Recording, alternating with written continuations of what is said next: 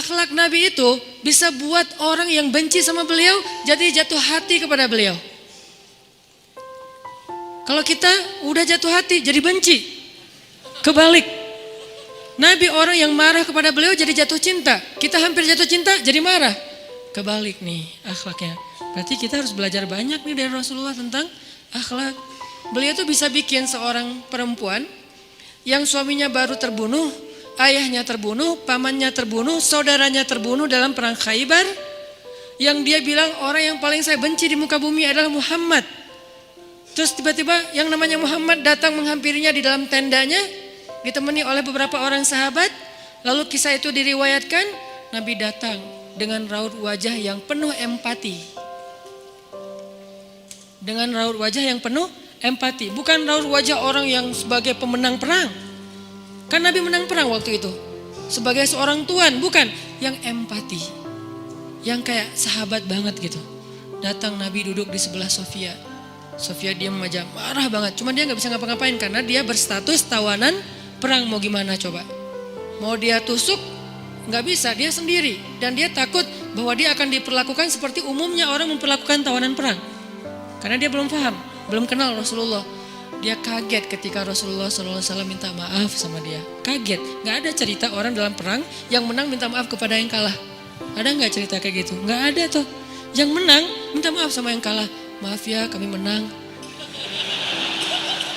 Jangankan perang, sepak bola aja susah nyari yang kayak gitu kan ya. Ini akhlak nih untuk kita teman-teman di Bandung dengan Persibnya. Nanti di Jakarta dengan apa Jakarta teh? Persijanya. Nanti yang menang siapapun yang tanding, maaf ya menang. Dari mana lo akhlak kayak gitu? Rasulullah.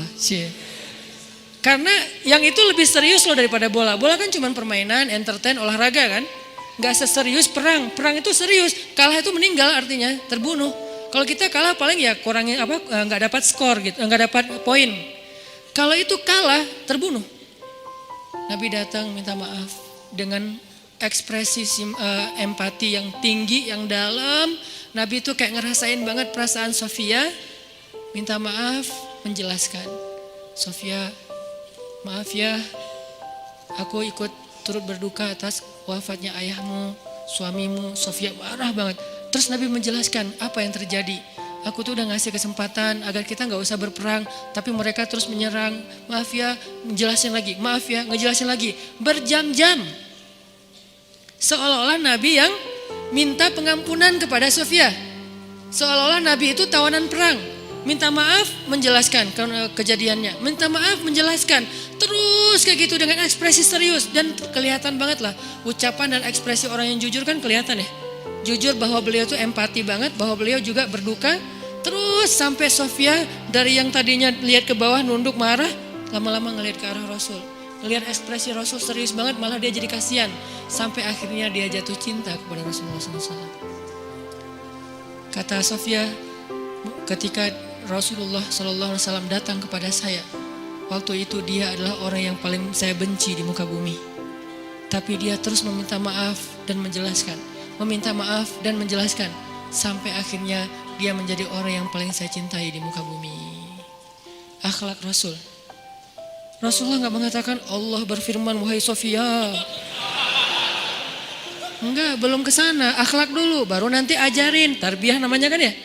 Sesungguhnya di dalam Al-Quran ada ayat tentang orang-orang yang kafir yang telah mati terbunuh. Enggak, Rasulullah tuh tahu. Jangan ngomongin tentang ayahnya yang mati terbunuh, ibunya yang pamannya, suaminya yang mati dalam keadaan kafir. Nabi gak mau ngomongin itu, kenapa? Menjaga perasaan Sofia. Kok masih dijaga sih perasaan? Kan mereka beda agama, mereka orang kafir. Inilah akhlak Rasul.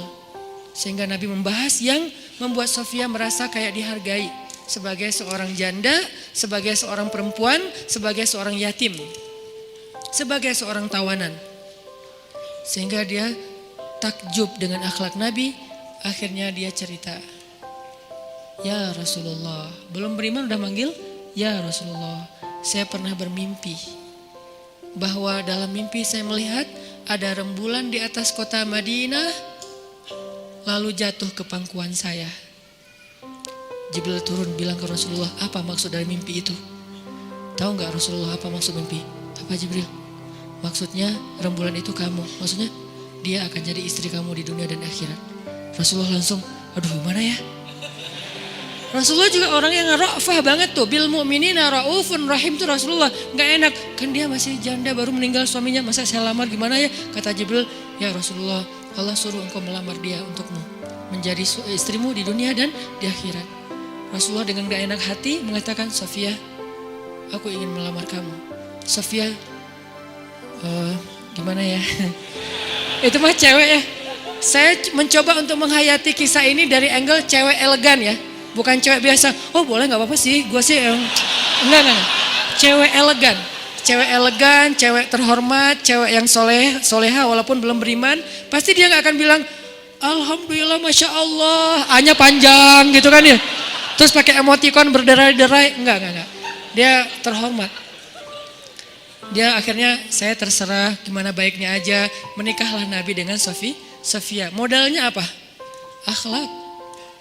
Bukan mahar yang besar, bukan akun sosial media followersnya paling banyak, bukan eksistensi, bukan gaya-gayaan, bukan datang bawa mobil mewah, datang bawa akhlak. Ini kayaknya modal kita belajar juga nih gimana cara ngelamar calon istri, akhlak.